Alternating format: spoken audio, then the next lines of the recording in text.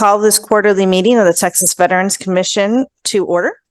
This meeting is being held under the Texas Government Code 551.127 video conference call of the Open Meetings Act. Ms. Secretary, do we have a quorum? Yes, Madam Chair, we have a quorum. Thank you. We'll have Commissioner Mike Hernandez lead us in the Pledge of Allegiance to the U.S. flag, and Commissioner Mary Dale will lead us for the pledge to the Texas flag. Pledge allegiance to the flag of the United States of America and to the republic for which it stands, one nation, under God, indivisible, with liberty and justice for all. Honor the Texas flag.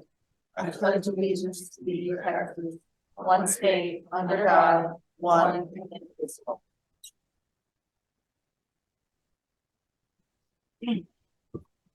I now call up Chip Osborne to come up to lead us in opening prayer. Let us pray. Heavenly Father, we thank you for this day. We ask that you be with our commissioners, grant them wisdom. Thank you for all the decisions that they will have to make today to make our agency better. Now, Lord, we especially pray for all of our service members that are currently deployed, especially as we are on the heels of starting the holiday season. Bless them and keep them safe and keep all families secure. In the name of the Father, Son, and the Holy Spirit. Amen. Amen. Amen. Thank you, Chip. First item of the agenda is to approve the minutes from the fourth quarterly meeting held on August 10th, 2023. Are there any questions or comments, commissioners, on the meeting minutes? Do I hear a motion to approve the minutes from the fourth quarter meeting held on August 10th, 2023? So moved. Okay, a motion from Commissioner Schoenfeld and second from Commissioner Hernandez. Is there any discussion?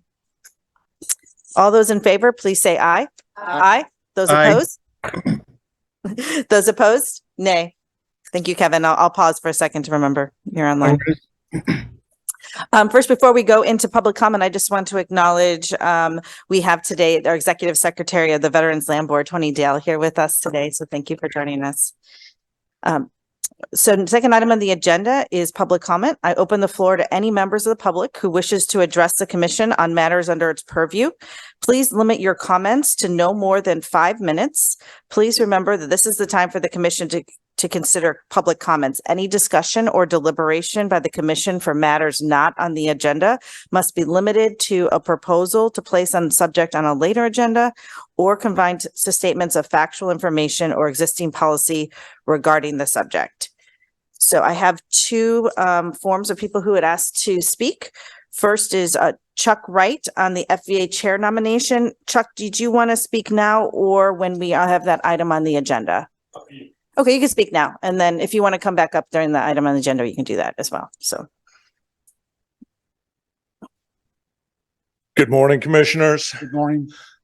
Mr. Palladino, I would like to speak on behalf of someone I have come to respect greatly over the last 8 years, 6 of which she served as the chair of the Fund for Veteran Assistance Committee. Her leadership style fits extremely well. She gives everybody a chance to be heard, but she makes sure the meetings run on time. And we all know how important it is for meetings to run somewhat on time. Carrie Reyna has been an outstanding chair. She is coming back. She would make an excellent nominee as we are going to have significant turnover in the next couple of years on FVA. Thank you all very much. Thank you, Chuck. Thank you. I also have a form for Mr. Curtis Brown. From what I understand, he hasn't made it in yet. Okay. Well, with your permission, commissioners, will allow him to speak when he comes in. Okay. Thank you. Okay, so moving on, the first agenda item, item 3A, is the quarterly presentation from the advisory committee. So I'll ask the chair of the advisory committee to give us a report. From what I understand, VCSO advisory committee, we're going to have Ted Oates. The chair Hernandez couldn't make it. So thank you, Ted. Good morning, commissioners. Colonel Palladino. I'm that bad penny that just comes back one more time. But I promise this will be my last time. I've exceeded the statute of limitations on being on the committee. I received a text at 6 o'clock this morning that Mr. Hernandez, who is the chair, could not attend. So I'm going to read his notes.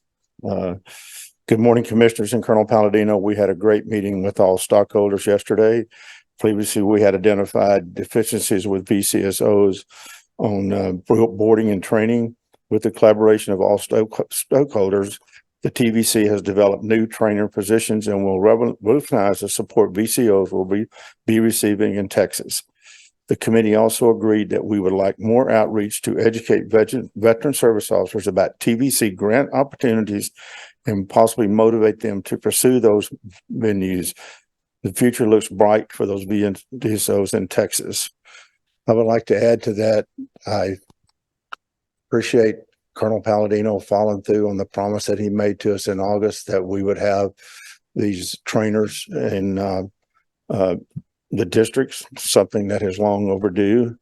And I think will aid us because of the rising cost of training and the counties. I'm very fortunate because I have a great county judge and commissioners who fully support my program. There are much others that are less fortunate.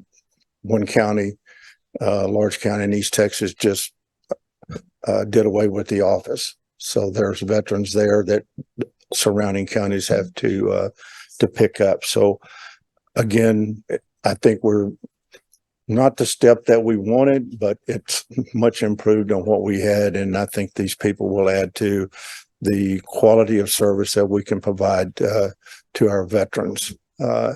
Mr. Pat Patterson, which some of y'all may know, addressed us yesterday. He made some interesting points. Should be in the minutes that y'all can see, and then y'all can act on those if you feel necessary. I've been on the advisory board since I think 2016. I really can't remember. I ended up chair for 3 years because of the pandemic. And then we'd get somebody else in, and then I had to come back and replace them. So again, I promise that I won't be back in the advisory committee role. But I would like to invite y'all to the meeting. I think that you should see it's your committee. We work for you, and the things that we do are advising you what we think we need. And we would very much appreciate it if y'all could attend one of those meetings to meet the folks. It's going to be an almost new committee because we got 4 new people coming on that y'all will appoint today. But thank you for your support. I appreciate y'all listening to me, my gripes and concerns over the years. And I don't know how much longer I'll be doing but again, thanks. And it's been a great honor and pleasure to work for y'all and to serve you. Thank you, Ted. Thank you, Ted. Thank you. And commissioners, in your folder, you'll see those recommendations that came from the committee. Next item in the agenda, we will be coming up front, commissioners. We're going to be recognizing the VCSO Advisory Committee former members. And I'll be asking Sal Castillo, the director of the claims department, to read the awards. There was 3 people we'll be recognizing from VCSO, Leonardo Gonzalez, Ted Oates, and Ruben Gonzalez, who's not going to be here today, but we'll recognize. And then I'm also going to call up Elaine Zavala, the Director of Fund for Veterans Assistance, who's going to read the awards for the FVA Advisory Committee. These are members who are going to no longer serve. And this is Chuck Wright, Brian Allen, and Bobby Earring, who's also not here, but we'll be recognizing. So let's come forward. Sorry.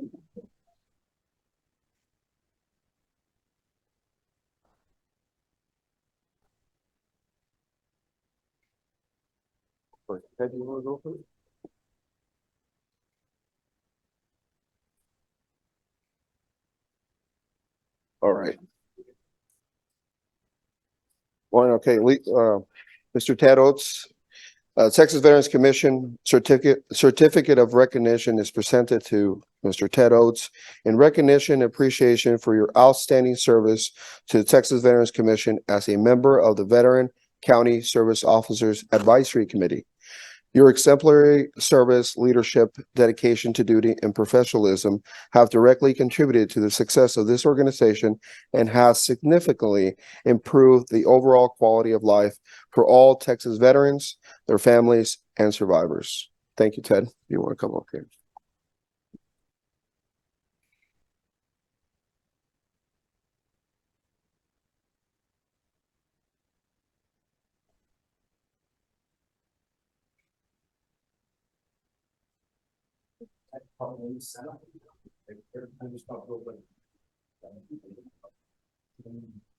You guys get a little bit closer. There we go. All right, one more.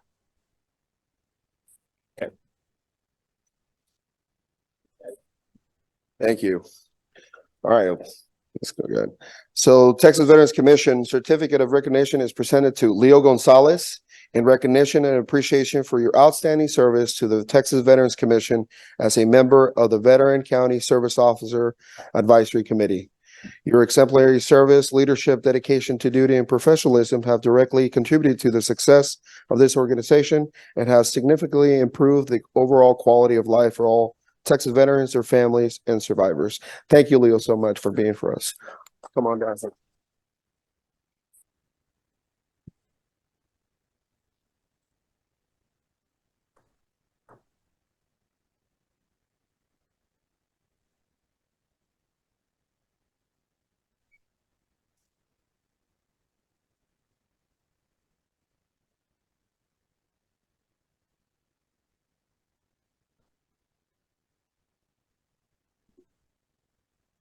Last but not least, Mr. Ruben Gonzalez unfortunately was not able to attend, but I'll ask Mr. Ted Oates to accept it on his behalf, and I'm sure he's watching. Texas Veterans Commission Certificate of Recognition presented to Ruben Gonzalez in recognition and appreciation for your outstanding service to the Texas Veterans Commission as a member of the Veteran County Service Officer Advisory Committee. Your exemplary service, leadership, dedication to duty, and professionalism have directly contributed to the success of the organization and have successfully improved the overall quality of life for all Texas veterans, their families, and survivors. Thank you, Ruben.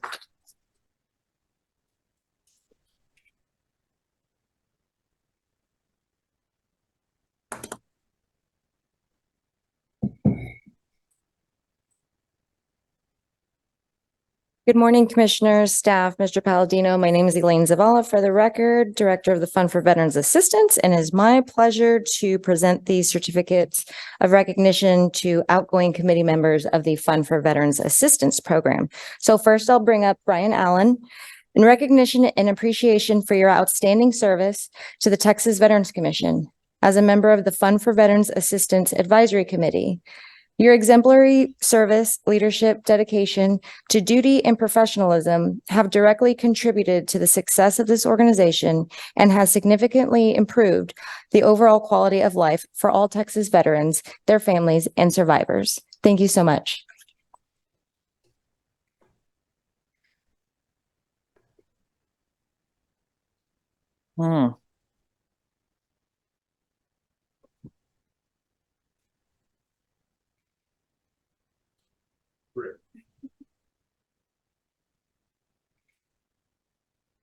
All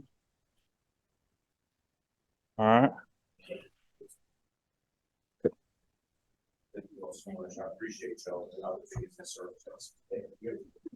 Thank you, Brian.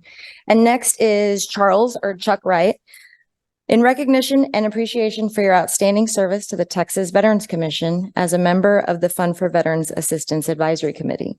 Your exemplary service, leadership, dedication to duty, and professionalism have directly contributed to the success of this organization and has significantly improved the overall quality of life for all Texas veterans, their families, and survivors. Thanks so much, Chuck.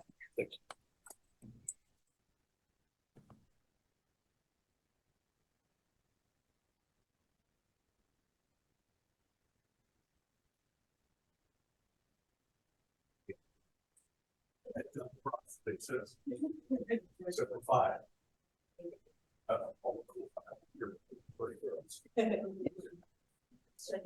Oh.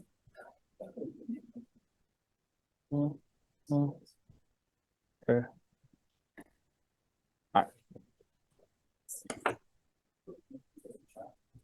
Thanks, Chuck. And so this one is for Bobby Eric. Bobby came down with something and he just couldn't attend, but Bobby, I hope you're watching wherever the camera is.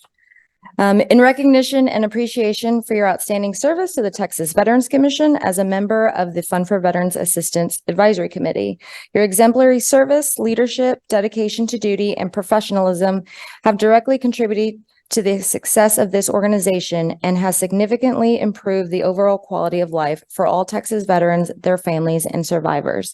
So I want to say thank you to Bobby and especially to Chuck and Brian.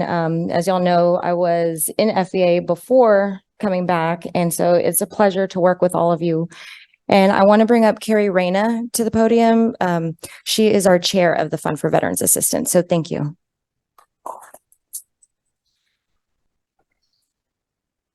Chair Kerner and committee members, commissioners, excuse me, Brian, Chuck, and Bobby, wherever you are in cyberland here right now.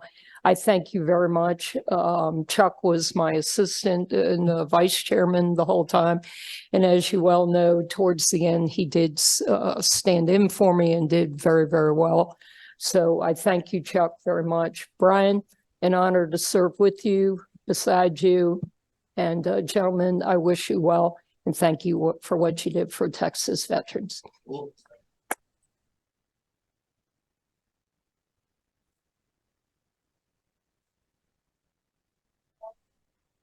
right, we're gonna do one more picture with all three of you. And Sean. Can we get Charlie to come and you, so we can get the bookend executive directors too? Nice one. Thank you all.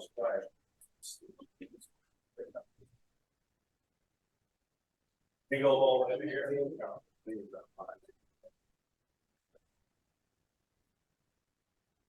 All right. Oh. This is the bookend executive director. All right, here we go. 1, 2, 3. All right, one more. 1, 2.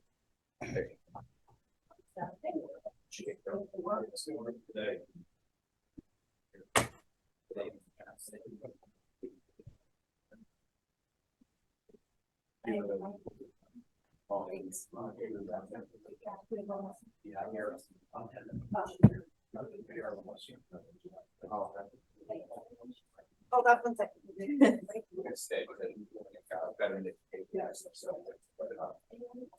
Okay, chairs, just hold on, commissioners, hold on one second. We are also going to come down, David Salgado from the Director of the Veteran Education Department is going to read the Vera presentation. So we'll come back down.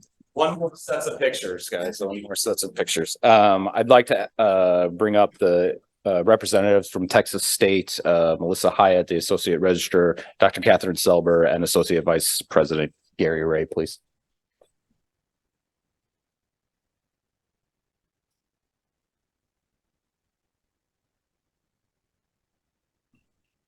So we're here to celebrate Texas State, right, for their Gold Vera Award.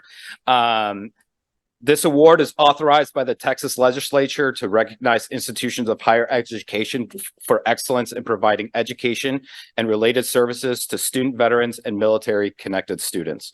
Your commitment to supporting the needs of these students and providing exceptional services has significantly contributed to their academic success and is greatly appreciated by all Texas veterans. Chairwoman Laura Kerner, Vice Chairwoman Kimberly Schoenfeld, Marie Lopez Dale, Commissioner Barber, Commissioner Hernandez, and Mr. Palladino.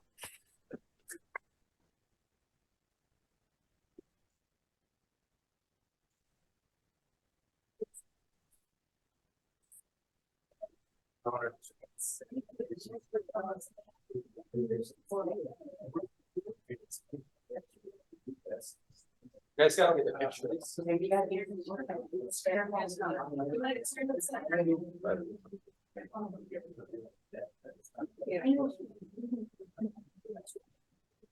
All right, here we go. 1, 2, 3. There we go. All right.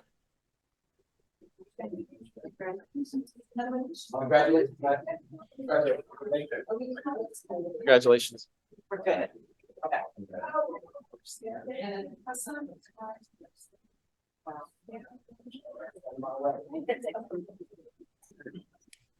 Fantastic. Well done. Alrighty.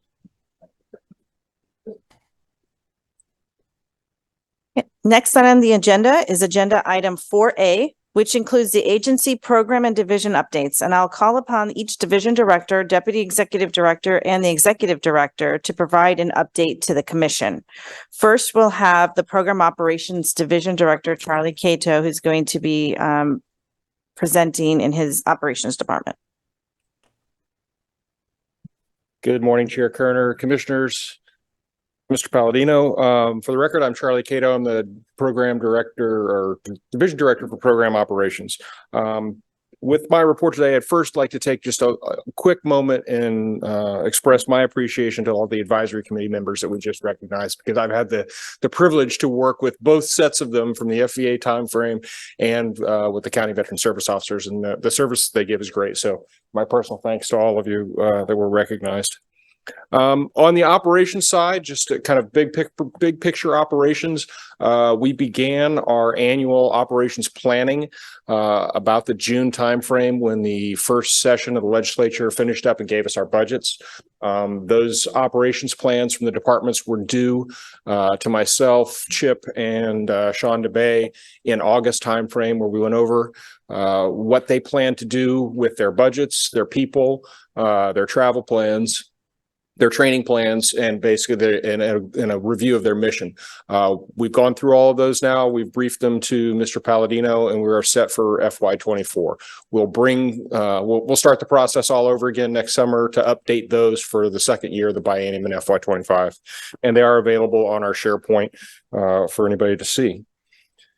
Let's see. I'll start off with claims, and what I want to do, I put this under claims because it's kind of the claims folks that do it, but I want to kind of go over a scope of events that we've supported over this last quarter. And claims is kind of the major one from my side of the departments that's there, but these events have been supported by all across the agency. And just to give you kind of a scope, they're very large to very small. The first one was the Brooke Army Medical Center Retiree Fair on October 21st. It was held at the hospital at BAMC, and it was hosted by the Retirement Service Office at Joint Base San Antonio. To get an idea of the scope, they had 7,040 veterans or family members attend. Huge. They took up 2 floors of the hospital plus the auditorium. We had obviously had staff there. Danny McCloskey and Leo Bravo are the ones I got the report from. Just the 2 of them themselves served over 170 veterans. It was such a rush that they couldn't do claims and powers of attorney and all that for everybody that showed up in the time for the event, but they were able to give them our QR code or give them the flyer so that they can make appointments, outreach, so we could serve them. On the other end of the scope, we always partner with our county veteran service officers, and we attended and helped with the Hidalgo County Veteran Service Fair. That was on October 27th. It was an outreach fair. They had 292 veterans and family members sign in. And they were able to meet with either RCBAs or VCSOs, get questions answered, get powers of attorney done, start the claims process. There were also other community organizations there that provide services that were there for the veterans. So kind of the big event, the small event, and then in the middle was an event that Chair Kerner attended, the Veterans Fair at the Good Samaritan Veterans Outreach and Transition Center on October 28th. They had 703 individuals pass through their gate to avail themselves of that. Chair Kerner was there, obviously, and was a guest speaker. I think we probably had one lesson learned that because it was an outdoor event, we didn't have a canopy, and the heat actually shut down our computers and phones. So we had a little bit of thing there, but we managed to capture all the veterans that we needed to help. So that was great. So just kind of a whole span. And like I said, that wasn't just claims that supported those, but a lot of the different organization or parts of our organization were there. On the employment side, once again, outreach, hiring, red, white, and U is going on now, has been going on across the state since the beginning of November. I know many of you have attended those and spoke at those. We don't have overall results yet. We expect to get those here. As we speak, there's an event going on in El Paso and Laredo today. And I think Dallas and Livingston are the last two. Those happen on Thursday, tomorrow. Yeah, I think it's Thursday. For my perspective, I actually attended the one in Bryan, Texas. And just as a results from that, we had 57 employers. We had 76 job seekers and we had 40 job offers. So more than 50% of the job seekers got offers that day, which was really, really impressive. Events coming up in the employment side. The Texas Workforce Commission Conference is in Houston, November 30th to December 1st. Chair Kerner, Sean DeBay, myself, and Anna Baker will be attending that. And then the NASWA Vets Committee meeting is going to be held virtually in December 6th. So the two other events coming up. On the healthcare advisory side, they had their department training held in San Antonio the week of October 23rd. It was internal training, but they had both internal instructors, they had VA instructors, and we had instructors from the Employee Assistance Program, the Texas State Agency, come in and talk about self-care for our folks. So that was very, very positive feedback on that. Office space is always a thing when it comes to folks in VA facilities, which is where our folks do. The director, Gary Lee, met with Dr. Julie Flynn, who's the South Texas VA Healthcare Director, working on office space in Victoria.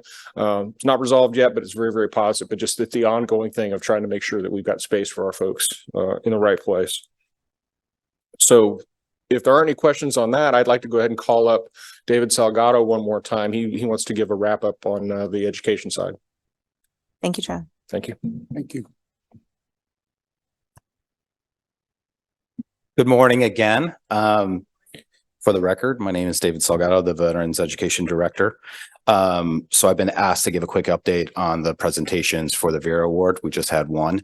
So of the 21 awardees, we've had 11 that were presented at the Texas A&M University Symposium. Chairwoman Kerner was there and helped for that presentation in her backyard, San Antonio. Texas A&M San Antonio. We had two that actually were done during the Veterans Day ceremonies, one at San Antonio College and then one at Palo Alto, both in San Antonio for that. And then obviously we just had Texas State. And then if my math is correct, 7 left. And those will actually be done at TACVIPO, which is the Texas Association of Collegiate Veteran Program Officials. It's a lot to say, which is going to be held in Fort Worth in February.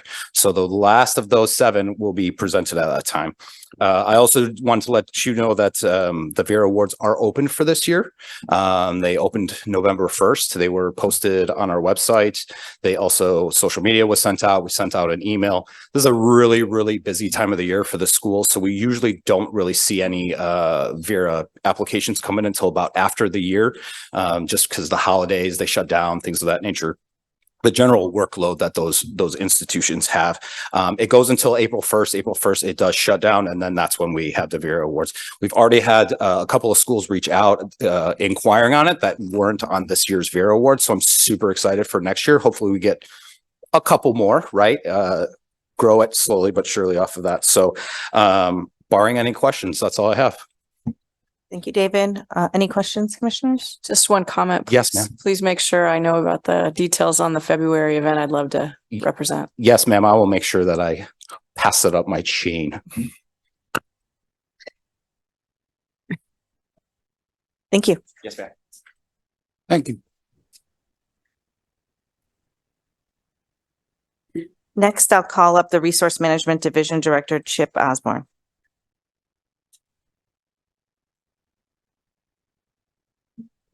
Good morning, Madam Chair, Kerner, Commissioners, Ms. Palladino, special guests. It's a pleasure to be here today. The first part that I'm going to cover is going to be performance measures for FY23, how we close out the year.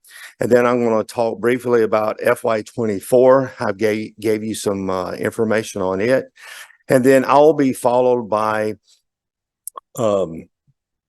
Doug Rosnick on the budget, and then and then he will be followed by Tina Mulberry on HR. I had to get that through my head here. First of all, let's turn to the actual performance measures for outcome measures. And there are only 2 pages of this for FY23. And y'all should have an electronic copy of that. And just to point out, both of those measures, we actually hit the target. There was no issue. Are we looking at outcome right now? Outcome measures for FY23. And it should only be 2 of them. Okay. Yep. And we exceeded, so that's good news for us. So the next big document is going to be the actual performance measures, and it's titled Output and Efficiency Measures for FY23. And that's going to be there's 22 pages to this, okay? So I'm not going to read every single one, but I am going to highlight a few highlights of these for you. And the first one is I would ask that you please turn to page 3 of 23. And this happens to be on claims. So we're starting with claims, page 3 of 23. You'll notice that that performance measure did not hit its target. Now, I just want to refresh everybody's memory. In 24, there were some significant changes that we did to our performance measures, and those got adopted, and I will cover those later. But I do want to highlight that on this particular measure, that basically TVC now counts the number of claims filed and no longer counts the number of individual disabilities per claim. So that was a change. How they did that process. And that's the reason why this number is low. Okay. Also know that we went from a different system as well. We now use Vet Pro. Okay. And the next strategic plan, though, in that time frame is May and June of 2024. We plan to probably address this performance measure and may, change the actual number, the target number. Okay. Please turn to page 4 of 23. On page 4 of 23, you'll see the non-service claims for DAV. And again, changing up the process. But in here, most particularly, is about the PACT Act. Because of the PACT Act, there's an option. You either get the non-service connected pension or the service connected pension. You cannot have both. Okay, so we have been educating a lot of veterans about this process and outlining for them how to work through that process. And we've noticed a significant increase in the volume of claims being filed due to the PACT Act. We have noticed that. If you would, please turn to page. So Chip, just to clarify on that. So ma'am. the PACT Act allowed veterans who previously were only eligible for the non-service Right. connected pensions are now eligible for service connected pensions. But you can only have One. only one. So Yes. the amount of non-service claims has gone down because there's more service connected claims. Correct. Got it. And so we'll correct that. Yes, ma'am. Next We'll have time. an opportunity to do that. Well, I mean, that's a good news story because now there's more veterans that could do service connected claims and they don't have to do the non-service collected Yes, pension. ma'am. Okay. If we could we please turn to page 6? Chip, Oh, we have a question. on the service connected PAC Act claims, does that include those that had been denied before and then renewed to be eligible for You could, a yeah, claim? if you were denied in the past, you can reapply. And then we see what happens, see what the VA actually then determines. So yes, sir.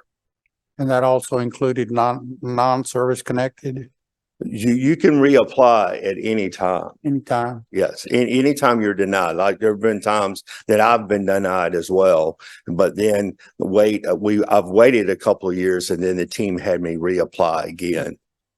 And I actually got to 100%. So I think, this would be, so if you're qualified to have a pension because you're retired from the Right. military or for whatever reason, that pension is yours. It's non-service connected, Correct. correct?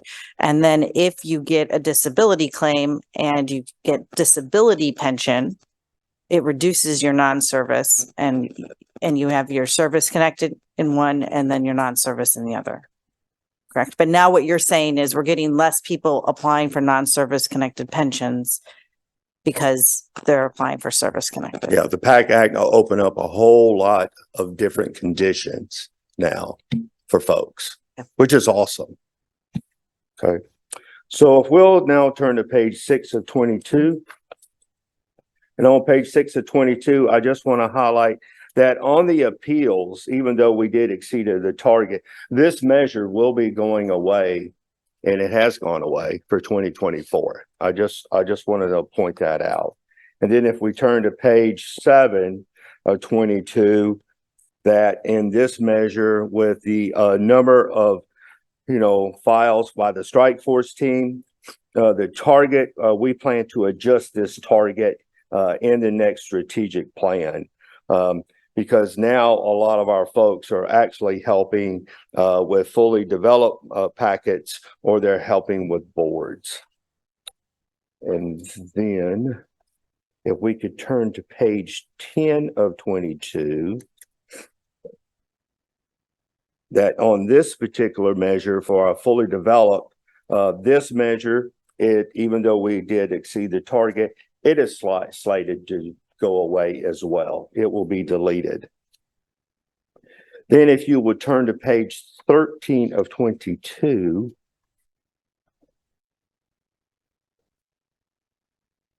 this is for under our education strategy 113. You see where it says number 3, the number of institutions visited completed. This measure is also slated to be deleted as well. Okay, they will only have one measure in the output. And if we will turn to page 17 of 22, and I know this is a lot.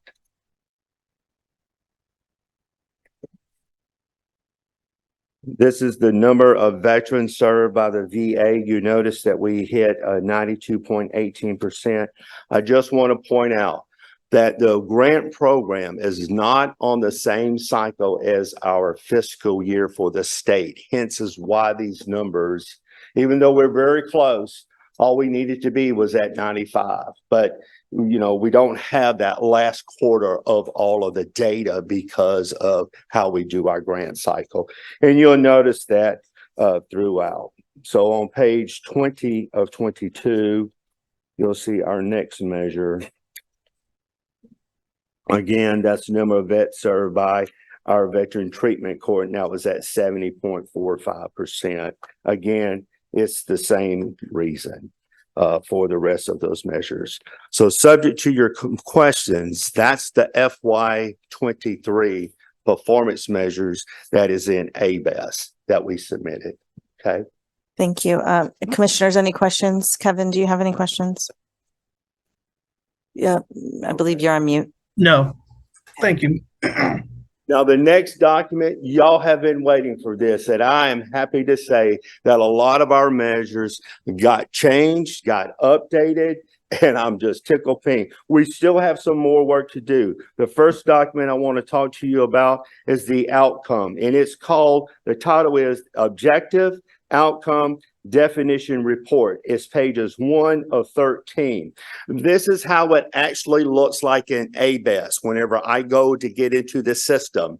Remember, in May and June timeframe, we're going to come to you with a strategic plan. In the strategic plan, it will have the performance measure broken out in this type of format with the definition, data limitations, data sources. But what I want to highlight to you is this. There are 13 outcome measures. 10 are key. 3 are still non-key. 9 out of the 13 measures are brand new. These were measures in the past that we had identified as non-key, and we were testing to make sure that we could collect data and we could actually do them. We've done them. Now they've gotten approved. These are the 13. So If you notice the very first. Just to remind everyone, we are moved from output measures to outcome measures as it was feedback from the Sunset Committee, Correct. right? They had Correct. wanted us to move away from just measuring, we met this many number of veterans, to what was the outcome of We it. were skewed more toward outputs and we did not have a balance. If you recall, we only had 2 outcome measures. Now you have 13. For how long did you collect the data? We did that for 2 years, 2 years. Commissioner Hernandez. Yes, that's part of the requirements. We must have 2 years of prior historical data in order to move forward. So there was no change to the very first measure. So if you go to page 2 of 13, that is our very first one.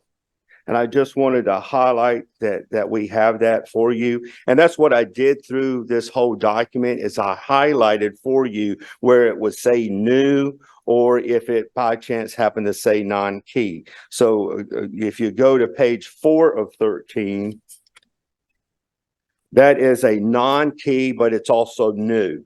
So we're looking at possibly bringing that forward, but we need, again, 2 years of data, okay? Again, I know this is long and it's, you know, how do I say it? It's somewhat boring, but we have to do this for our commission and for our teams. If you go to page 7 of 13, all of those from that point, 7 through 13 of these pages are all new measures that the agency now has, and we have been collecting the data to actually do this. I will tell you, there may still be some tweaking as we go to do the strategic plan, and we go to present that to you guys back in May or April. What I did in addition to this, and we have it not only for the output measures, we also have it for the outcome measure. We also have it for our output measures as well. There was only really, there was no change to the efficiency measures that we have, but we do have 15 output measures, 14 are key, 1 is non-key, and we have 2 new ones. And I want to highlight that. So if you go to page 5 of 17, you'll see that's a non-key, and it's the claims filed and developed on behalf of survivors and orphans of veterans. Okay, that one is still a non-key. It is new. Most likely, if everything works well and we can collect the data, then we'll try to make this. My goal is for our agency not to have any non-key measures. If you go to page 13 of 17, and this is the one that we've been longing for and anticipating. Finally, we have it, is our Women's Veterans Program finally has its own key performance measure. It's in the books. It has its own strategy and its own money, and it actually got growth this year from this past session. That concludes those performance measures. Lastly, I did a summary document for you that's also attached. It didn't have a label, and you notice how it's highlighted a lot of lines. All that did for you is I condensed everything that we just went through, all of these pages, into 3 pages that come out of the GAA, but I highlighted the ones that are brand new for you. You can see the actual targets for 24 on the right-hand side of the column, and the very farthest column is the one for FY25. So you got both years of what our targets are going to be for those performance measures. Okay. And I think, just subject to your questions. Just for the audience, like an example would be an outcome measure would be the amount of dollars paid due to claims that we helped file versus how many claims did we file. Yes, ma'am. Okay, so outcome measures are also only reported once a year. Once a year. So it's like an annual, just like we had on the other 2. Okay. Commissioners, any questions on the performance measures? Just a couple of comments. Chip, thank you for this information on the veteran treatment court. I know we don't have all the data, but once we do that, once you do, I'd like to kind of see that. Yes, ma'am. I know between that and even during the grant cycle, I think maybe because due to some backlog in the court system, the number served seemed pretty low. So I'd kind of like to hone in on that a little bit and see Yes, what the ma'am. issue is, please. Thank you. Any other questions? And I have a question, both to, Director Palladino and Chip. Do you know if the, performance of the Texas Women's Program is, being led in the nation as far as an example of the performance standards that are being provided here in Texas? Well, Commissioner Hernandez, we have the only women's veterans program in the nation. No other state has it, to my knowledge. There's a few states that have a woman veteran coordinator, which is a additional duty or a part-time duty. So, but they do have a coordinator that tries to coordinate resources for women veterans in their state. Our women veteran program, the legislature gave us this funding for these. We have 5 now spread across the state. We put them regionally, and they focus in on all the organizations that have services for women veterans, and then we assess the need for women veterans and get them linked to those services. So, you know, they have measured.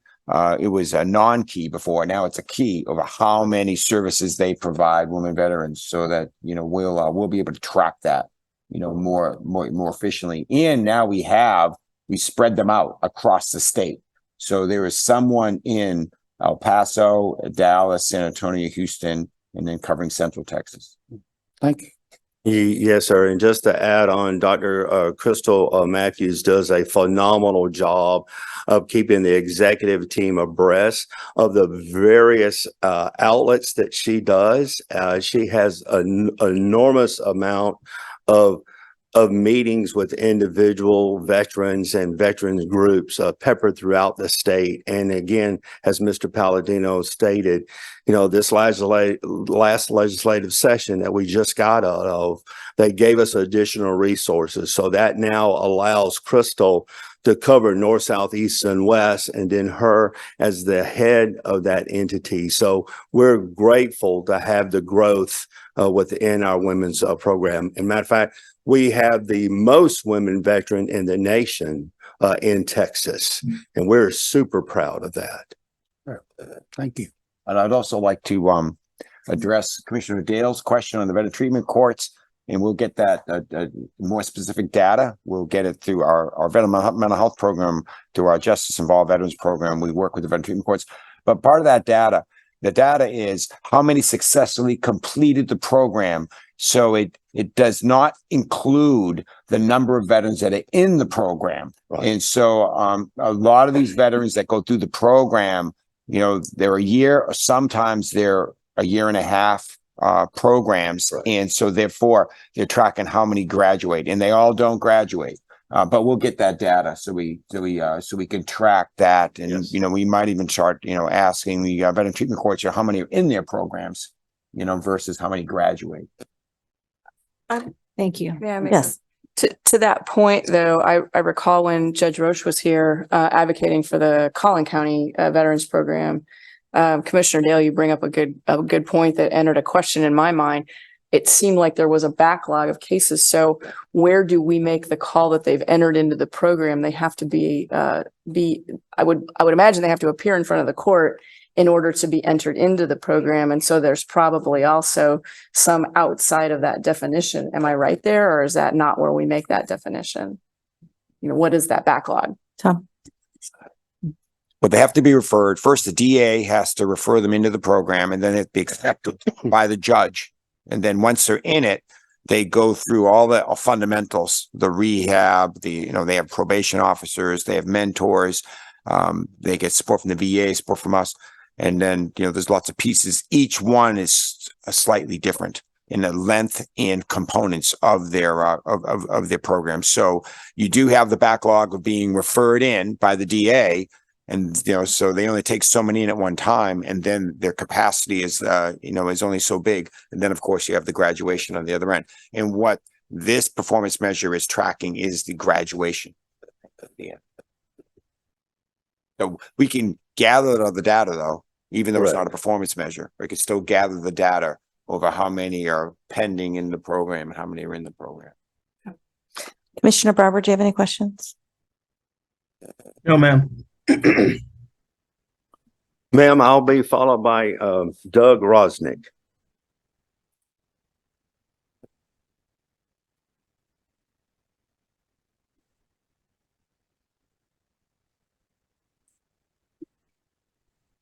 Good morning, Morning. Chair Kerner, Commissioners, Mr. Palladino. For the record, my name is Doug Rosnick. I'm the Financial Operations Manager.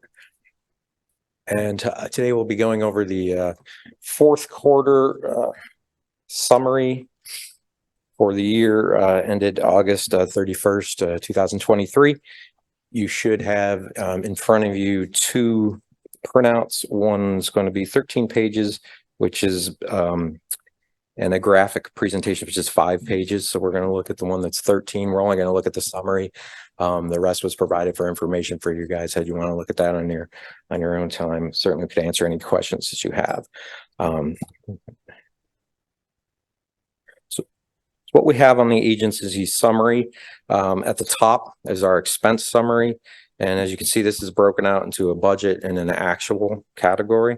So it's just bouncing up what was in the General Appropriations Act for 2023 against the actuals that occurred within the agency. It's by object of expense. Basically, we have a $30 million total. Beneath that, you're going to see a summary of method of finance. This summary method of finance is going to do the same thing. On the one side, it's going to have your budget as it was established in the GAA. And then you're going to see our actuals, and that's going to total 84 million. The disparity in those numbers is generally driven mostly by the timing of the grant cycle of the Fund for Veterans Assistance, because it begins essentially at the end of a period. That is, are there any questions about this general summary or any of the programs that lead up to it? No. Okay, then we're going to take a look at our graphic presentation. It's a 5-page document. It starts out with the Texas Veterans Commission Appropriation Year 23, fourth quarter period ending August 31st, 2023. This is going to tie to the summary that you were just looking at. The $84 million in method of finance is broken out, as well as the 29.7 in object of expense. We separate it here to show the Fund for Veterans Assistance so you can kind of get an idea, being that it's the largest draw of revenue the agency has considerably. It shows you how that kind of proportionally is laid out. That again is in direct relation to the timing of the issuance of the grants. The next page is going to break out more of the agency's programs. And you'll see a little bit more alignment stretched across all of our programs here in terms of method of finance to object of expense, which makes more sense given that they are not grant funded programs or grant driven programs. There's a little bit of difference in the employment program. That's partially due to just some of the changes we experienced in the finance department. Some of the duties and the obligations that we have are a little bit timing. Again, it's something we need to kind of we took care of in September, so it's not reflective on these sheets. It will catch up. Other than that, it's just the timing and the fact that this is a grant and we're dealing with an appropriation year here. Are there any questions on either of those two graphics? Okay.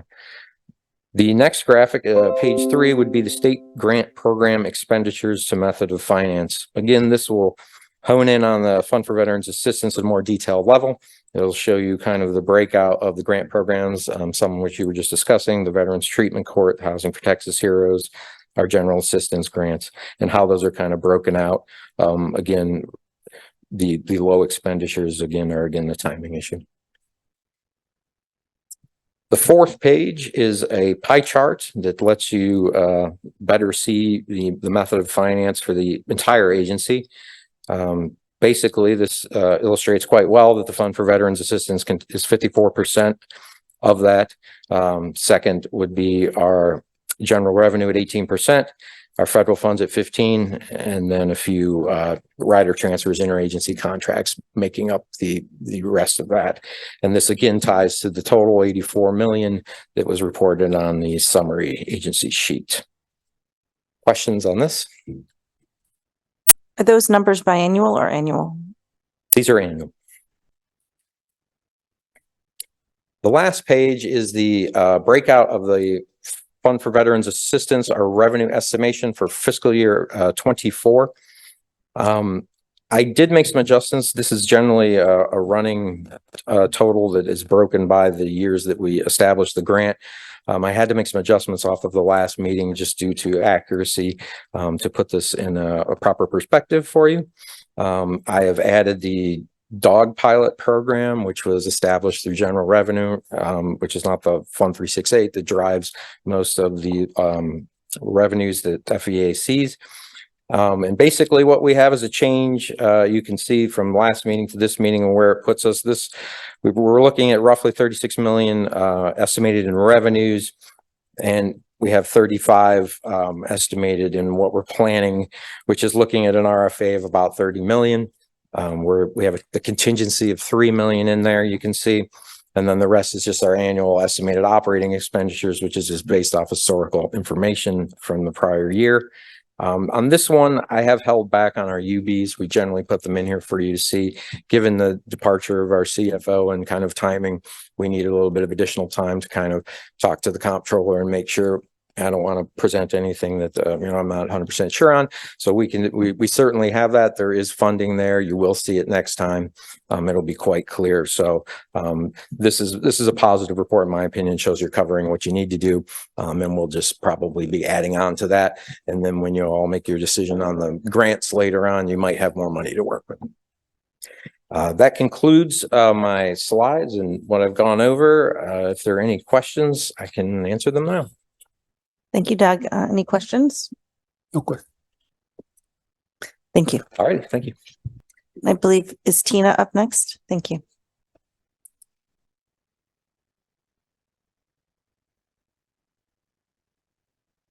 Good morning, Chairwoman, Commissioners, and Mr. Palladino. For the record, my name is Tina Marbury. I am the Director of Human Resources and Training and Event Management. Today, I'm going to discuss with you the HR dashboard for fiscal year 23. The dashboard enables HR to provide a transparency to the agency and its employees, and also helps identify trends to determine if we are moving in the right direction. So this information that I collected that is represented was collected on August 31st, 2023. So the last day of our the fiscal year. As you're going to see, the information includes gender demographics as an agency and leadership roles, and within our largest departments in TVC. So going across the top portion there. I believe the information shows that we as an agency are doing very well in our male to female ratios. We as an agency are improving that ratio in leadership roles. The current numbers include the classifications. So in the leadership roles, the classifications of supervisor, manager, director, and above. The numbers indicate a 5% increase in female leaders since last year. Although our recruiting efforts are not focused in this area, it is good to see that gap getting closer. I'm also pleased to note that the average salary of our female employees and male employees are less than $1,500 annually. This difference can be attributed to the higher number of male employees potentially and over that of our female employees. If you want to go down to the next section, which shows the racial demographics, our racial demographics are also impressive within the agency. When compared to other Texas state agency demographics, our agency reflects a more diverse population. Last year in 2022, the state overall state demographics for white population was 43%. The Black population was 24%, and the Hispanic population was 27.9%. When you compare that to our agency demographic here in Texas Veterans Commission, we have 37% white population, a 32.5% Black population, and a 25% Hispanic population. Again, those numbers are reflected on what we had as far as FTEs on August 31st. We have reduced our white population by 6% since last year and increased our Black employee population by 4%. Again, I want to reiterate that we do not base our recruiting efforts on that, but it is also good to see that diversity amongst our staff. Next, we show the total number of FTE by quarter. Our agency is doing a great job to keep all the approved positions filled. The average time for a job posting to be filled is about 45 days. During the holidays, that increases to about 60. SHRM indicates that an efficient hiring process is 41 days. So we certainly do well in this category as an agency to be at the 45-day mark. We certainly do well in, I'm sorry. When compared to other state agencies, their hiring practices can be at 90 days or longer. So again, just demonstrating how well TVC does to keep those positions filled and reduce those vacancies in our agency. The turnover rate within our agency was this year at 17.45%. And so it's slightly lower than last year's, which was 19.2%. Voluntary separations made up the largest percentage of separations. And that, based off the information that we collected, the most common reasons for that decision was based on salary. Until the SAO annual report is published next quarter, I'm unable to determine how we did in comparison to the state for fiscal year 23, but I think we look pretty good. In the annual compensation report, down in your bottom left-hand corner, the report provides the count of each type of amounts of each salary increase. As you know from our FTE counts, we finished the fiscal year with 434 employees. So you can see that we provided over half of the employees with some type of compensation increase, totaling an annual impact of $818,352. This does not include the legislative increase. Was that what you're going to ask? Yeah, you literally reading my mind. Yes. So it did not include the legislative increase. And I chose not to include those numbers since the increase was not performance-based.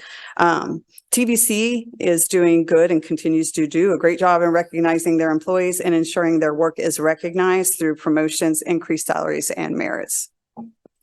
And then finally, the employee annual salary shows that we have finally increased our baseline salary.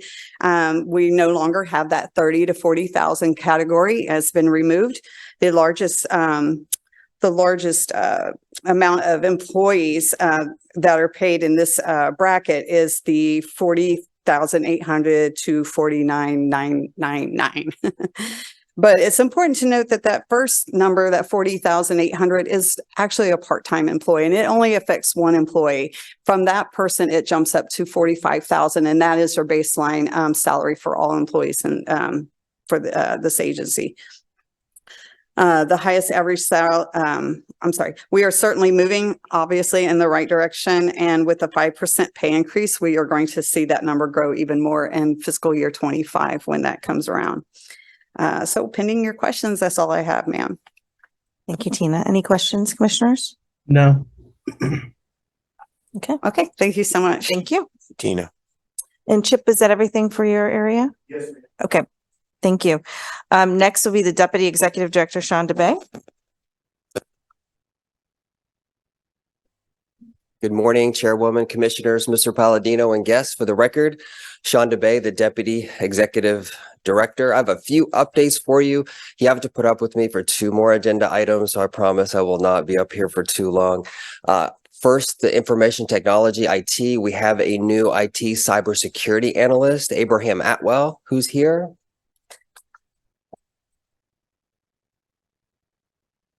Marine Corps veteran, worked for AT&T before coming to TVC. So super excited to have him on the team. Government relations, James Crabtree, our director, is still at the National War College in DC. He is doing very well. So I did hear from him. He's doing very well.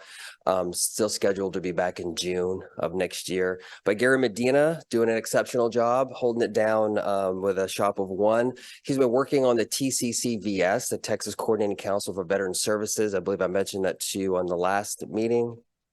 The first meeting was held September 28th. We're going to do this. Just a reminder, October, there's a report that's due identifying veterans' needs and then recommendations to the legislature on how to overcome those needs. The next full council meeting is scheduled for January 10th. So if you're interested, we'll definitely get that out to you because I think we sent that to you last time if you wanted to listen in. If you could just send that, that'd be great. Absolutely. Women Veterans Program, you heard a lot about. We have more resources to add another person, which we did in Houston.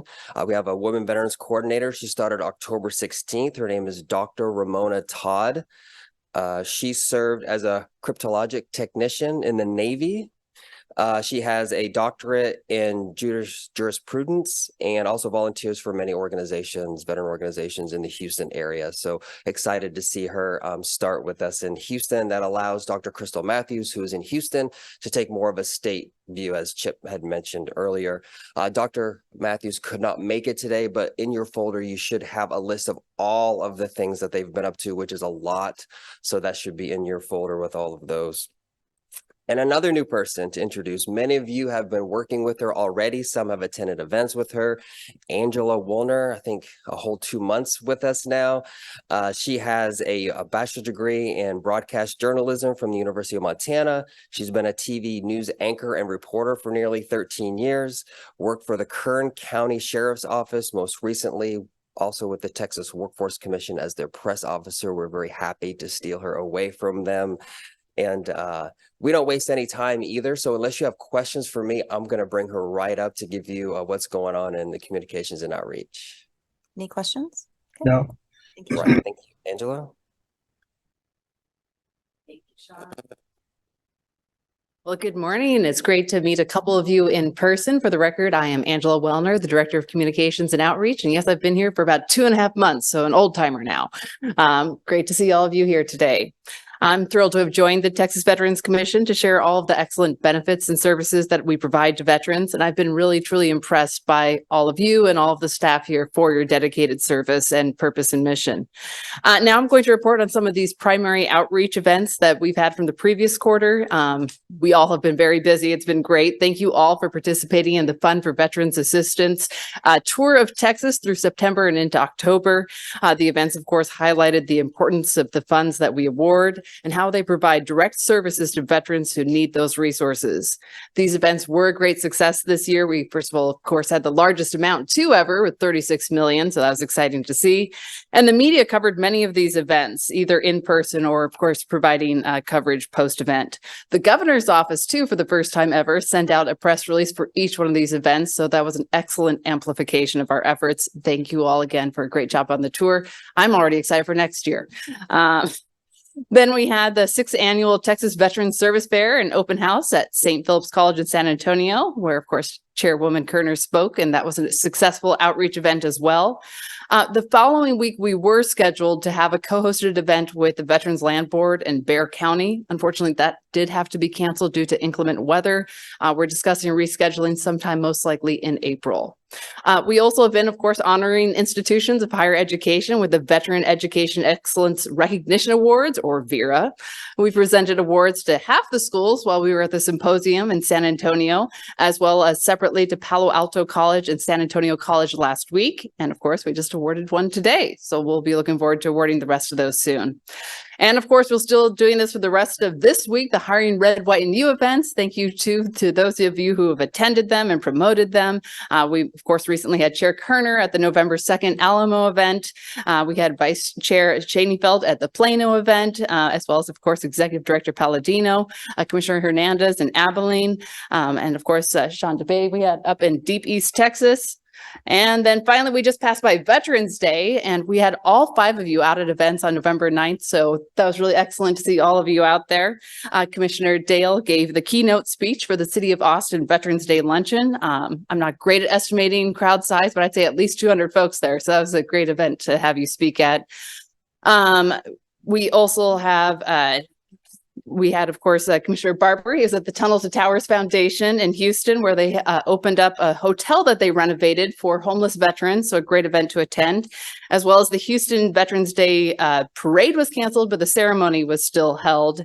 Again, it was just excellent to see all of you out at events. And of course, as veterans, thank you all for your service. We just passed by Veterans Day. Appreciate you.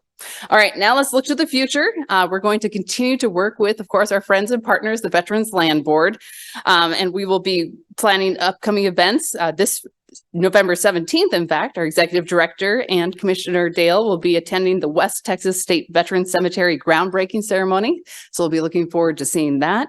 And we're also going to be holding our quarterly veterans fairs across Texas with the VLB. We're working on one, hopeful for Wichita Falls, not confirmed yet, but that's what we're looking at, hopefully for February. So hopefully next commission meeting, I'll have a report for you on that one. We, of course, are also joining our other partner agency, the Texas Workforce Commission, at their conference at the end of the month. And I will see a couple of you there, it sounds like. So we'll be looking forward to attending that. And of course, we continue to join other veteran stand downs, benefit fairs, and other places where, of course, we can be visible to amplify the work that we do here. And of course, outside of our in-person events, we will continue to work strategically to outreach to veterans with media partners. In fact, we've got a media interview today on the Fund for Veterans Assistance. Social media, our eVets newsletter, which has an impressive 140,000 people who are subscribed to that. And of course, our Voice of Texas Veterans podcast, available on all platforms. If you aren't listening yet, you definitely should. I do it on my drive in. As well as with our fellow government agencies and other external messaging efforts. I look forward to our communications initiatives. As the state with the most veterans than any other state in the nation, we've got a large population to serve. We've got benefits and services to reach any veteran, spouse, or survivor. So we are looking forward to sharing success stories and encourage everyone watching that if you have a success story, send it on over to the communications team. Thanks for your time and the opportunity to present this information. Do I have any questions? Any questions? Thank you, Angela. Pleasure. Thank you. Tom, good luck following that. You're up next. Thank you, Chairwoman Kerner, Commissioners. So since Angela covered all the events, I can skip that part. Angela's doing a great job promoting the Veterans Commission and coordinating these events with our programs. And so there's conjunction of our programs are out there, you know, working these events and coordinating. And then Angela and her shop, her communications team, you know, coordinate it, cover it, and then promote it on social media, on our website. And then, you know, actually getting interviews with media. So the whole point is, and she's developing an outreach campaign for, you know, the next year to get the word out to our veterans and their families and the public of who we are. You know, us and our sister agency, the Veteran Land Board. I always like to say that we're sister agencies. That you know what services we have to offer, and you know, and helping veterans starts here is our motto, and it's really true. And so we used to say years ago, you know, TVC was the best kept secret. Well, you know, we don't want that motto, right? We want people to know who we are and how we can connect them to the services. And so I appreciate Angela and her team working really diligently to do that. I want to thank the VLB, Tony Dale, has done a great job as the executive secretary. We do a lot of coordination together, provide services in these veteran benefit fairs. We share each other's newsletters. We share each other's websites. I mean, we have a call center we share. So we do a lot of coordination together to serve our veterans. So I appreciate all of that coordination that we have. Again, as Angela mentioned, you know, we also work with a lot of other state agencies, TWC on the employment side. Now there's a conference coming up, which, you know, we usually attend. It's their conference with their 28 workforce boards. And, you know, there's a veteran employment piece of that, but we attend in order to make sure that we coordinate with the workforce boards because we have veteran employment staff in the workforce boards, in the American Job Centers throughout there, and we coordinate with TWC on veteran services. So we'll have our Commissioner Chair Kerner and Commissioner Barber will both attend. It's in Houston, and then some of our senior staff will go, and Anna and her team. So that is a good event. There's a lot of other agencies we work with. We have a Texas Coordinated Council of Veteran Services, as was mentioned by Sean DeBay, and we do a report every 2 years. But there's 20 state agencies that are on that list. And it's those agencies that we coordinate with for other services as well. And so we will work with them and get their input in for this report, as well as local government, and nonprofits. So we believe in this collaborative partnership across the state where we work with local government, whether it's city. There are some cities that have veteran affairs offices, right? There's Houston, there's San Antonio, there's Austin, there's Dallas, there's El Paso. So we work with them. And then we have our counties, right? Our county veteran service officers, are the main point of contact for veteran services in those counties. And so we work with them diligently to get the word out about veteran services and connect veterans to those services. We also attended, were invited to one of our partner organizations is Combined Arms, the Texas Veterans Network. They're the state resource referral system for the state of Texas. And so we work with them very closely. We went to an event in San Antonio to bring in organizations that help serve veterans. And we believe in this very much, that in order to get veterans and their families to the right services, you have to have a collaborative partnership, and you have to have a coordinated referral system to do that. And I've been doing this for a long time, my 13 years here. And when I worked for Texas Adjutant General, we started in 2007 at then Governor Perry. We had an MOU to try to do that very same thing, only now we're much more advanced. So it's very important that we continue that and we work together. Sam Perez is here. He's the president of the Veteran County Service Officer Association of Texas. And so we coordinate with them as well on that side of the house. So again, it's very important that we do that. We cannot serve our veterans and their families alone. We have to do it collaboratively, working with others, all our grantees, all the partner organizations that are out there. And then it's like we call it the sea of goodwill. But if we don't harness that, we don't harness the organizations in that sea, then our veterans will be adrift. That's nice. I like that analogy. I want to thank everybody that's present today and everybody watching for what you do to serve our veterans and to coordinate our services together in order to make it a better state. And we are. I would say that we are number one in the nation for a number of veterans and the number of services we do provide veterans, and we're the envy of a lot of states of the services that we have. So that's, I'm trying to think if there's anything else. I do not think so. I'll turn it over to you. Thank you, Tom, and thank you for the maritime analogy. Appreciate that. Anyone have any questions? No. Before we move into the consideration item, I wanted to check to see if Curtis Brown was able to make it to the meeting. I know he had submitted a request to speak. Was he able to make it? Okay, we'll continue on. Next agenda item is agenda item 5A, which will be action regarding staff recommendations to appoint new advisory committee members. And I'll ask Sean DeBay, our Deputy Executive Director, to give this report.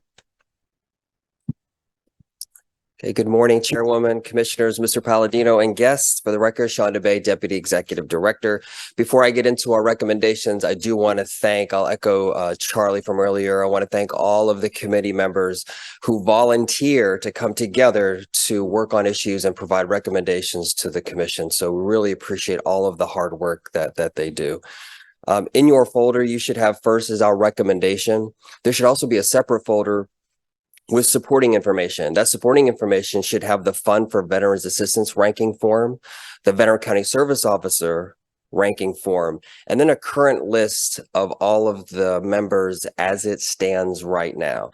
The FVA was headed by Elaine Zavala, the director, with a 3-person committee to rank all of their applications that they received, and then Sal Castillo, the director for the claims department also a 3-person team ranked there. So you should have that as supporting documents. But I will get right into the recommendation. Make this font bigger for my wonderful eyes. So the first the recommendation is 3 vacancies, as you know from earlier presentation for the Fund for Veterans Assistance. We have Charles Wright, Bobby Ehrig, and Brian Allen, unfortunately leaving the committee. We're recommending Omar Williams out of Addison, Richard Delgado Jr. out of San Antonio, and James Johnson out of Austin. As far as the Veteran County Service Officer recommendations, you saw earlier Leonardo Gonzalez, Ruben Gonzalez, and Ted Oates are leaving the committee. We're recommending Stephen McKee from Bexar County, Kevin Marshall from Gregg County, and Calvin Henry also from Bexar County to replace them on the committee. There's a note at the bottom of this recommendation that if approved by the commission, all of the newly appointed committee members will serve a 4-year term starting January 1st, 2024, with the term ending December 31st, 2027, giving them their 4 years. So subject to your questions, that's Thank you, Sean. Commissioners, are there any questions on the recommendations? No. Do I hear a motion to accept the staff recommendations to appoint the new advisory committee members? So moved. Do I have a second? Second. Any discussion? All those in favor, please say aye. Aye. Aye. Those opposed, say nay. Motion is approved. Next agenda item is 5B. Also, Sean DeBay will be presenting recommendations to appoint new advisory committee chairs. Good morning again. For the record, Sean DeBay, Deputy Executive Director. So this will be the Advisory Committee Chair selection. So in your folder, you should have first is our recommendation, and then again, another folder with the supporting documentation. The supporting documentation has the overall processes and procedures of how we got to the recommendations. It also has the correspondence with those who would like to be the chair of that advisory committee. So just a condensed version, how we did this, we reached the directors for each of the advisory committees, reached out to all the committee members, asked them if they would like to be the chair of that advisory committee. Please send their correspondence to us. And we did that. They sent it in. It goes to executive leadership. Executive leadership looks at them and then comes together and provides you with the recommendation. So in that supporting documents, you should have all of those correspondence with them wanting to be the chair of the advisory committee. So I wanted to start with that. So bring your attention to that document, which is our recommendation. We are recommending Carrie Rainier, the Fund for Veterans Assistance Advisory Committee, to be the chair, term ending December 31st, 2024. We're also recommending Samuel Perez Jr. for the Veteran County Service Officer Advisory Committee, term ending December 31st, also 2024. And then Earl Newsom III, the Veteran Services Advisory Committee, term ending December 31st, 2025. You notice there's different term endings. Those are actually the lengths of the term they have left with the committee. So that's why we're finishing out those 3 with the length of, so there's 1 year and then the last one is 2 years. So if approved, all newly appointed will serve until those ending dates. So subject to your questions, those are our recommendations. Thank you, Sean. Any questions? No. Do I hear a motion to accept the staff recommendations to appoint the new advisory committee chairs? So moved. Do I have a second? Second. Any discussion? All those in favor, please say aye. Aye. Aye. Those opposed, say nay. Motion is approved. Thank you. Thank you, Sean. Next agenda item is 5C, action regarding acceptance of gifts. And I'll ask Chip Osborne, our Resource Management Division Director, to give this report. Good morning again, Madam Chair. Again, for the record, my name is Chip Osborne, the Division Director for Resource Management. I'm happy to report, unfortunately, at this time, we have not received any gifts. And that concludes my report. Thank you. No action needed. Next agenda item is 5D, action regarding adoption of amendments to Administrative Rule Title 40, TAC Chapter 460, Fund for Veteran Assistance Program 460.2, definitions. And I'll ask Kathy Cordova to give this report. Good morning, Madam Chair, Commissioners, Mr. Palladino, staff, and special guests. I'm Kathy Cordova, General Counsel for the Texas Veterans Commission, and I've got two items for you today. Both were approved for a proposal to be published in the Texas Register. One is item 5D, and both apply to Chapter 460, which is the general provisions regarding the funds for Veterans Assistance Program. As you may recall, in the last quarterly commission meeting, the section 460.2 definitions were amended to delete the terms expenditure benchmark and added a definition for performance measures, which staff defined as the benchmarks that will be included in the Fund for Veterans Assistance request for applications. Staff determined the need to update the rule language to reflect the Commission's policies and to provide the Commission with more flexibility in awarding grant funds under the Veterans Assistance Grants Program. There were no public comments. Subject to your questions, staff recommends the adoption of amendments to section 460.2 definitions in Title 40, Part 15, Chapter 460 of the Texas Administrative Code. Excuse me, sorry. Thank you, Kathy. Any questions? Do I hear a motion to approve the adoption of amendments to Administrative Rule Title 40, Texas Administrative Code, Chapter 460, Fund for Veteran Assistance Program 460.2, definitions? So moved. Do I have a second? Second. Any discussion? All those in favor, please say aye. Aye. All those opposed, say nay. Motion passes. Next agenda item would be also amendment to Administrative Rule Title 40. This is for the Service Dog Pilot Program. Correct. And I must correct the agenda. It says adopt amendments to the administrative rule. It's actually new service rule. Okay. For the Service Dog Pilot Program, 460.18.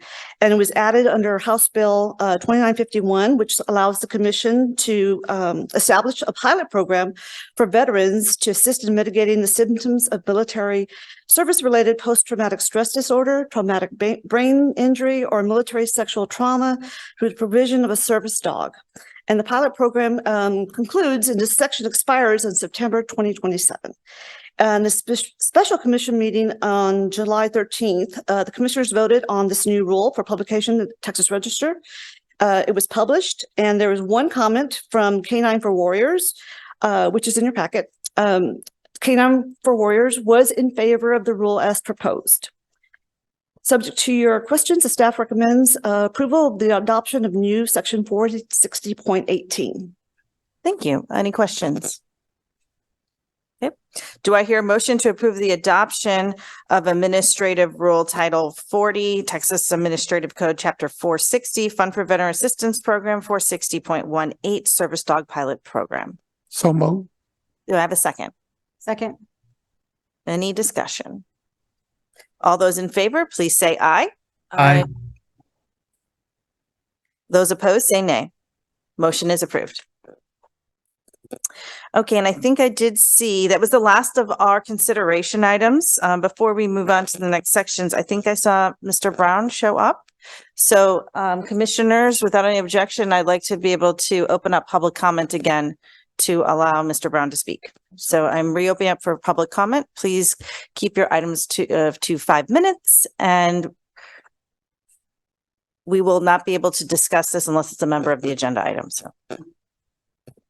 Thank you so much for your time and your patience. Traffic was fun this morning. That's one thing about it each and every day, whether we're at war or whether we're on the highway, we can always know that we're going to approach something different every day. So just being prepared, as a pastor, I'm prepared for this moment. These things I want to go over real quick.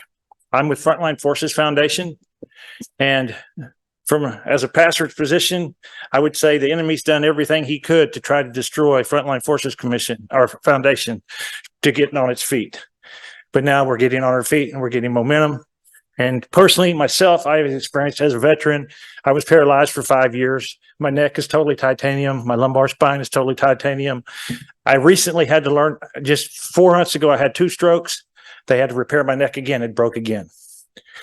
So, but by the grace of God, I'm standing before you and in representing our active duty as well as our veterans. One thing I want to tell you that we focused on as 82nd called me to come speak to the 82nd Airborne right after that, what happened in Afghanistan, the withdrawal. Because when they seen if you've seen my x-rays, you can look me up online, Curtis Brown. Our foundation is being rebuilt because I turned everything to a special company. We're a faith-based foundation. However, we engage with boots on the ground. Frontline forces, our motto is literally fighting for those who fight for us. Now, I want to, first of all, thank Mr. Leo Gonzalez, who's a personal friend of mine, who has seen me in my lowest parts of life and walked with me. And he's an amazing friend and glad to have him in the foxhole with me. So I'd like to talk to Texas Veterans Commission and see if you guys would lead me in the right direction to talk to a person that would be willing to see if we could somehow come together. Congressman Louis Gohmert would speak highly on my behalf because he's walked through this journey with me. He's seen me paralyzed and he's seen me walk again. The thing is we're wanting two main things. One is when a soldier is injured at war, we don't wait till he gets home to address the injury. We address the injury right then to preserve his life with the hopes and that we can get him functioning again to continue on. However, we always focus on the veteran side. We've got to start focusing on the side where they're still active in a way that attracts them when they're struggling, because a number of them that I visit with, whether they're LGOP or, LGOP groups, those are the little groups of people, which means 10 people jumping out of the plane, when numerous people jump out of the plane, they migrate together in groups of 10 to be safe. And as they gradually migrate together as a whole platoon and then eventually as a whole unit. That's our whole idea. That's our whole goal. Still started out with little groups of people. And our goal is when they come out of the service or come back from war, is migrating back into a safe place and then giving them courage and strength and the tools and direction and walking with them to where they get back to their platoon. Without stigma, being stigmatized, or without being labeled as a mental threat. I know there's a difference between myself personally, between somebody that's a mental threat and somebody's just struggling for that time being. Just like I know I was addicted to, unfortunately, to numerous medications for almost 20 years. And unfortunately, it was a VA hospital that gave them to me. And then I had to not had outside insurance, I wouldn't be here today. That's just a reality. I'm not saying all the VA system as a whole is corrupt. No. Because you can find corruption anywhere you look in anything. Even in me, you're going to find some faults. However, we've got to be able to be that sugar. My mom used to say, you can't attract a fly with vinegar. You're going to have to use honey. So these guys are struggling and they're afraid that they're going to be labeled for the rest of their lives with a mental illness. And so therefore that retards a lot of them. And I'll make that retard literally means to hold back. Retards a lot of them to not want to go forward. And they end up taking their lives a lot of times. This is active duty. These are even guys that never served in war. I meet with the commander of, I still call it Fort Hood because I can't even tell you the name of the new base, the new name. Nothing against it, but it's always been Fort Hood to me. Or Fort Bragg, same way. So the numerous people I speak with, whether they're SOCOM, FORCECOM, 82nd, 101st, I'm finding out the same thing. They won't go forward because they're afraid of being labeled. And if that record following them even when they get out of the service. So as Frontline Forces Foundation, we're giving them that out. And what we're building towards is giving them that LGOP, that little group of people. They can come out into the civilian sector, but meeting with people who know what they've walked through, are walking through, and give them a place to go to that will get them back on their feet again, whether they're addicted, dealing with PTSD, TBI, things that are correctable or at least manageable. That's our goal as Frontline Forces Foundation. And we'd like to have TVC come along. Since I am from Texas, I'm originally a Sooner, but God has grace and mercy. I'm in Texas. So I would like to have Texas Veterans Commission to meet with you guys sometime and talk to you about how we could work together and put you on my webpage and everything and letting the whether veterans are active, let's hit them when they're active, because they're going to be veterans eventually, just like then they have the tools automatically when they come into the civilian sector. That's why we also work with introducing them to people in society, the civilian sector, and building relationships with them so they don't have that struggle of transferring over. One other point I want to bring up real quick, and this is my final point, is there is a difference between giving somebody a handout and a hand up. So I'm all for giving somebody a hand up, but personally, I have experienced a lot lately of soldiers calling me wanting help that are already drawing 100%, that were actually injured before they even went to the service. So that's something we need to look at, because people who are really injured from the service are being put on the back burner a lot of times because we're overwhelmed of getting the help they need because of people that are coming in and saying, well, here's my opportunity to get a handout. That's all I got to say. Thank you for giving me the time. Well, thank you so much for coming out today. Thank you for your service. Thank you. And your continued service to veterans. Thank you for overcoming your obstacles to get here today. We can't talk about that at the meeting, but I think afterwards you could probably reach out to some of our staff. They're pretty much all in the room. Thank you so much. God bless you guys. Thank you. Thank you. Is there any reason for us to go into executive session? I don't believe. Okay.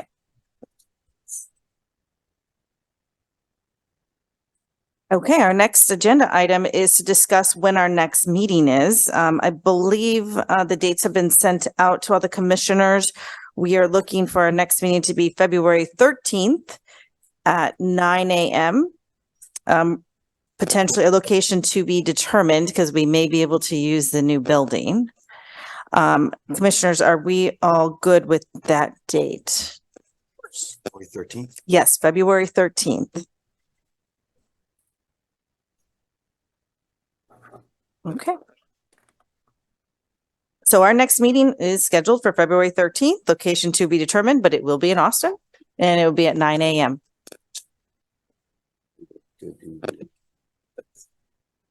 Okay, yes, and our signatures for the rules we'll do electronically. Normally we do them in person, but because Mr. Barber's not here, we could do that. Now I'll call on each commissioner for any closing comments. If you want to start, Vice Chair. Thank you, Chairman Kerner. Chairwoman Kerner.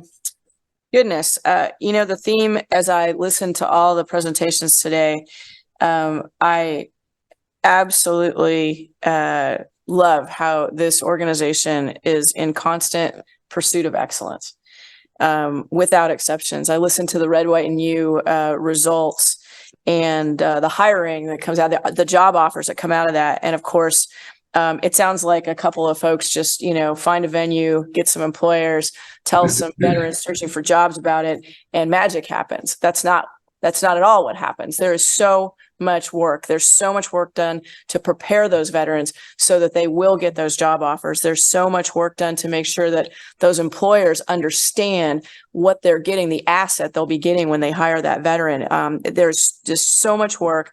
The partnerships that Director Palladino talked about, that we have with the Workforce Commission and those employers and so many others are critical to those offers, those job offers that happen. Nobody loves talking about metrics except maybe Chip Osborne. And the hard work that goes into asking the question, how are we doing? and then seeking those answers and taking those answers and actually doing something with that data that's collected. This organization does that better than almost any organization I've ever been associated with. And it's just a joy to watch that as we continuously seek improvement. Our public engagement and outreach is eye-watering. There are still veterans who come to Texas or have been in Texas and don't know about us. How that's possible with as many ways as we're trying to engage them, I don't know, but we never consider what we're doing good enough. And that constant search for that next avenue that could reach that veteran that has not yet heard about us is very inspiring. So I love seeing all that. And we're number one, but we're not comfortable with that. We want to stay number one. We want to improve. And it's because of the people that are in this room and those that are a part of this organization who are out there serving our veterans at this very moment that are the reason that we can say we're number one. So thank you for all that you do. It is an absolute honor to be a part of this effort and be in the great state of Texas. Thank you. Thank you. Commissioner Dale. Thank you, Chairwoman. As always, I want to thank our amazing staff for everything you do day in and day out, and Sean and Tom for your leadership of our staff. I'm always amazed, but yet not. We got very capable people, and I appreciate all that you do. And Angela, you hit the ground running, and we got her busy as soon as she walked in that door. So thank you for joining our team, and we've appreciated the work that you put in. To those folks from the committees that were recognized today, some of you are still here and some had to leave. I really want you to understand how much we thank you for continuing to serve the veterans. Our committee members, it's a privilege for me to sit up here, and I take that privilege seriously. And we do a lot of work, and I know we're doing good things, but our committee members, they're the boots on the ground. They're out there and they're talking to vets. They're telling us what needs to get done, what needs to be improved. They're making the recommendation on the grants. It's a lot of time and effort and talent that they give to it. So I really do want to, you to understand that we are really, and are really thankful for the work that you've done. And we welcome and thank those that are coming in to fill those shoes. So thank you. Thank you. Commissioner Hernandez. Thank you. I just want to reiterate presentations that we were presented today. Whenever I'm out in the field and I meet the staff that are out in the areas that they are assigned to, I tell them that they're doing a great job, because we hear the end reports of the presentations that are made here by the directors. And this is what we are all about, to be able to get out to the fields. I know the commissioners approve the great job that's been done throughout the state by all the staff, and I want them to know that. We sit here and we listen to the reports. When we were out doing the big check presentations, we get to do the fun part. We do the presentations of the checks, but the tremendous work that goes behind that by the staff, by the advisory committee that takes the application from the very beginning and processes that so that they can be able to present to us recommendations on the grantees so that they can be able to serve thousands of veterans throughout the state. And we get to do the fun part of presenting those checks. But it just reiterated that we're proud of the staff of the TVC and the work that you do. Also through the Red, White, and U job fairs, we participated throughout the state for the commissioners that would be able to see the employers that are hiring veterans throughout the spectrum.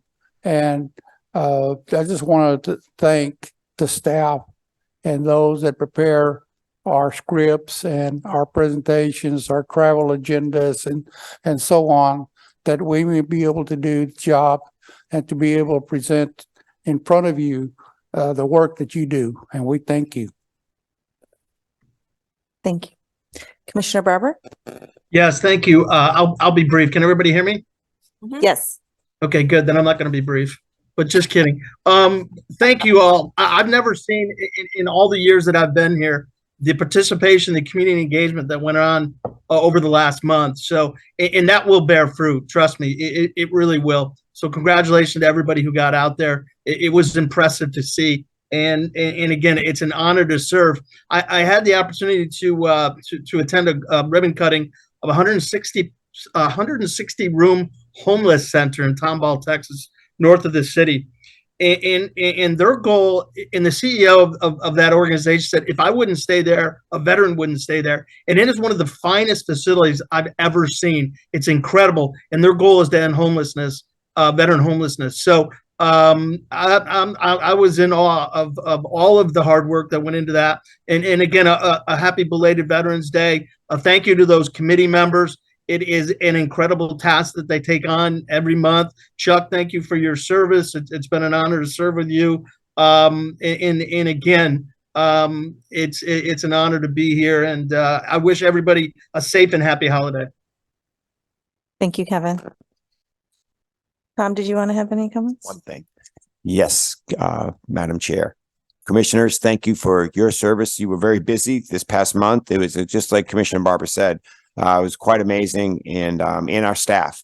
Every event we go to, we not only do we see commissioners, but we saw TVC staff, and they're out there on Saturdays, and and on their own time. Well, we make sure they're compensated, right? But I mean, they're out there working, and no one complains. No one complains about making sure that there's a presence to work with our veterans and our families. I want to put a shout out to everybody that's watching that our Fund for Veteran Assistance application period ends on December 4th, right? So of this year, so that any organization that wants to apply, nonprofits, local government, December 4th at 5 p.m. is deadline, and it's on our website. And you go into the grant portal, and the application's there, the RFA's there, the explanation's there, it's all there. And if you have questions, you can send emails in to Elaine Zavala's staff about, how to apply, but it's pretty self-explanatory.